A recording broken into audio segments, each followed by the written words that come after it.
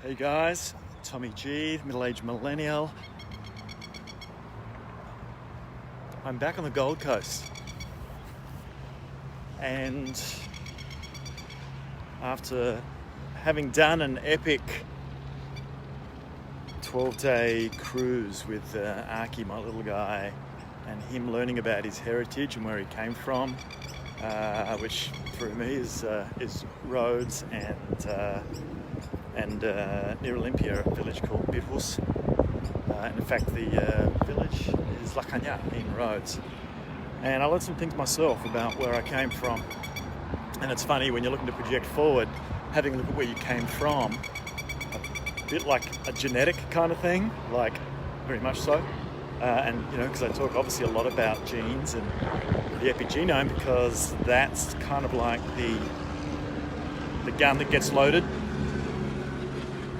and our lifestyle pulls the trigger. Well, it's good to know where it came from, learn about the history and what we did and why and so on. And doing that with Arky was one of those life moments that you cherish forever as a father, and hopefully Arky as a son. And it's there's a number of lives on my profile page to keep the history there for him to hopefully look at one day. I think it's probably gone out on my YouTube channel too. I don't know.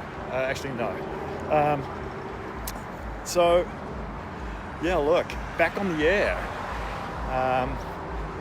Having settled back and to really start to get the consistent routine back on track in a bit of a, I wouldn't say different direction. I'd say with probably more commitment than before. And it's interesting, some sort of like soul searching I've been doing. Hey Cynthia, around, and the journaling kind of really helps with this as well. And it takes time for things to and for people to evolve. Hola, de ganis. That's Greek for how are you? And also sort of digging deeper into purpose. And I don't want to get all woo-woo-y on this because some people will probably switch off and go, oh my God, Tommy's gone into woo-woo land, and here I am so busy that I don't get the luxury to think about anything apart from the day-to-day transactional treadmill stuff, which may be the case, but we've all got the same amount of time, and we all have the freedom of choice, and not judging anybody. We're all at where we're at, and it's about moving forward, I guess, and making decisions on how to get to where you want to, and digging deep enough. That's kind of on purpose. So I've made some choices in my life that I gotta say I don't regret any. They were all part of my journey, but I guess I made decisions that I felt were right for me at the time and part of my experience. That's right. I don't know which bit, Cynthia, but thank you anyway. So anyway, look, second part of my life's about service and doing something that's a lot more fulfilling around actually helping people. And perhaps I'm not telling you something you don't already know, but I just wanted to reiterate that, to provide a platform for, I hope there's not too much wind, because I can feel a bit of a breeze behind me, providing a platform for this next 6 months where I'm looking to sort of crank things up, sort of building some systems and processes bit by bit where necessary. Nothing's ever going to be perfect, because as soon as you put something out there, it's kind of starts to age and is perishable and starts to become irrelevant. So it's an evolution, and always will be. Like I say, life is an evolution. And for some it's a fast one, for some it's a slow one. I mean, everybody, to their own, and it's nobody's business on how they want to lead their lives. So looking to be able to provide a lot more valuable content. I've got another person joining the team soon on the front end to help with communicating a lot of the stuff I come across and just don't get out there yet, because there's other things that I need to focus on in building a health and wellness startup with a difference, because obviously there's a lot that we do around bits of biotech, genes, digital technologies, because it's an area that I enjoy, being kind of IT and internet related, because that's the field that I came out of for 3 decades, working in that from a corporate point of view. So yeah, this is all about making a difference. I don't want to sound like a cliche, but making a difference in people's lives. And no matter who you talk to, and even the Elon Musks and Richard Bransons of the world, it all comes down to one thing, and that's being of service. And thanks for the hearts there, Cynthia. Getting out of the old mindset. God, I got to tell you, after 3 decades of being in corporate, and you've got such huge muscle memory and pathways in the brain, and it all connects back to, if you want to think about it from a physiological point of view, back to your amygdala and survival. And I got to tell you, I've been nervous a few times. From a financial point of view, used to a certain amount of cash, I got to say, coming in the door, and I was earning reasonably well in the IT industry, to investing on what they call a J curve in business terms, where you're sort of heading down cash flow wise, and making investments. And some of them haven't been small, but they kind of felt right. Have I got all of them right? Nope. I look back at some of them and go, oh God, there was $5,000 or $10,000 that perhaps could have gone to a better purpose. Made a mistake on that one. But this is the journey you got to go through when you're kind of working this stuff out. And I have to say, sitting in a place right now where I feel like a bit of an unsprung spring, now pointing in the right direction, and everything in my head is sort of coming into place. And the more I get into that zone, the more things actually come to me. Or is it, and here's the big question, or is it that actually you see them for the first time, because you're allowing a bit of space in between that go fast, on the treadmill, transactional, and locked in that mode? I've got to tell you, in business, it's all about money. And when your brain is so locked onto that concept, and for so long, and it's a bit of a survival thing, and perhaps a bit of running away from the past, or some stories, some recordings in the software that you grew up with, were influenced by, were even taught, in the education system that we have today, it ain't working. Or at least it worked for a period, but not now for where I believe the world's going, and I really do think the world's starting to wake up right now. And I don't mind saying I usually have a pretty good view to the future, and it's actually one of my strengths. And I know, even from a scientific, tested, proven, I don't know, for the left-brainers out there that only believe in science, my gallop strengths are one of the top 3 out of 34, and they've had like 20 million subscribers, so they got a lot of data. It's one of my strengths as well. So strategy and future connectedness, communication, and what they call a maximizer, which is getting maximum return on investment. They're all the top talent themes I have that I try to work on, because they're my strengths, and now that I'm aware of them, I work them more to get me in the easiest way possible for me to where I need to go. So that was a big advert for Gallop Strengths, wasn't it? But I guess what I'm saying is that everything seems to be coming together now, where I'm pointing in the right direction.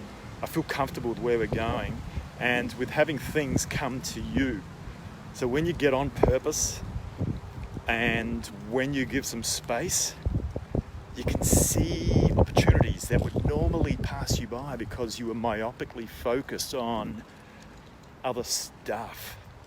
You know, the normal day-to-day stuff that we worry about. And some would say, well, you're irresponsible. Really? Who really is the irresponsible one? You know, if you're going to be judged for that. I think, God, fear drives so much, doesn't it? It really does. And, when you become aware of the things that are, for the youngsters out there that are in big yang, and God knows, I can yang, but, over the years, and when you see people mellow, and, the part of me that I'm really venturing into is, becoming more of a yinster and balancing it out. A good friend of mine, Matt Atanasio, actually did a Facebook. If you look up Matt Atanasio, great guy, worked with him, fantastic physiologist, lovely person. So call out to you, Maddie. I know we haven't connected for a while because I've been in the cave. Balancing yin and yang is key, and knowing where to use it. So big thumbs up on that one, Maddie, and that post that you put out there on FB today. But guys, just wanted to give you a quick update that we're in for, and having felt this kind of feeling before when I've worked in corporate businesses, and I've been building what they call business partner channels for, in the last 10 years, sexy IT companies, not ones in the sex game, but just sexy as in, companies like Amazon and so on, but building their business partner networks. And when things are about to happen, I've got that feeling happening about now. And this next 6 months is going to be really interesting. For those that want to keep an eye on the ride, I'll be posting a lot more regularly than I have recently. And hopefully it's going to be of value to inspire some people, or for those that are feeling the same way, that they can identify that that's me, and you mean that's possible? So here we go. You get to have front row seat in what's going to happen in the next 6 months. For other content, and I haven't been putting a lot on there, but at least what I have put on there on an irregular basis has been stuff that's really impacted me. And I listen to a lot of podcasts and so on, but if you go to heal.me, I think we've got something like 860 members, which is a bit of a mind blow now. And thank you, Cynthia, excited for you. It's going to be an exciting ride wherever we're going. I just know things are going to be happening. Heal.me, and also it's more of an invitation one, and happy for people to put in a request. It's a very specific sort of, if you want to use the term avatar, or type of person that I wanted to make it relevant to, which is executives. We're doing we've got a program right now that's gone beyond pilot phase, and is going to be rolling out proper from a general availability point of view from here on, for executive health and wellness. There's also a corporate version of that based on an epigenetic framework that we use to get people into their state of homeostasis. What does that mean? It means getting their body in full equilibrium so that it can, in the words of one of my ancestors, Hippocrates, using, food basically as medicine. So, Yeah, that's it. Not going to get too sciencey and too perfect on this right now, guys. Just wanted to have a quick chat. I'll not say quick, it's about 10 minutes. And just let you know, that's where we're at. Here we go. And let's see how many people we can... oh, sorry. The community was exec.reset. Exec.reset. On Facebook as well. And more to come, especially when I finally get our communications lady on board, who interestingly, when I looked at her LinkedIn profile, she was all about optimizing executive health, which is kind of crazy, right? And it's great because she has a degree in her senior year of college that she's majoring in social media, because that kind of helps, because I don't know how to push all the buttons and so on. So that's going to help get the message out there.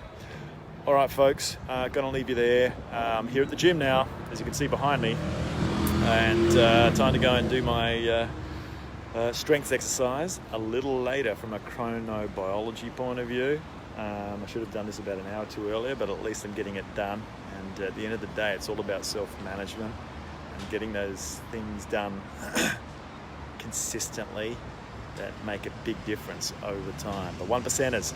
All right, thanks for the love, Cynthia, and the rest of the team. We'll be back soon. Remember to enjoy life right here, right now, because that's all there is. Speak to you soon. Bye.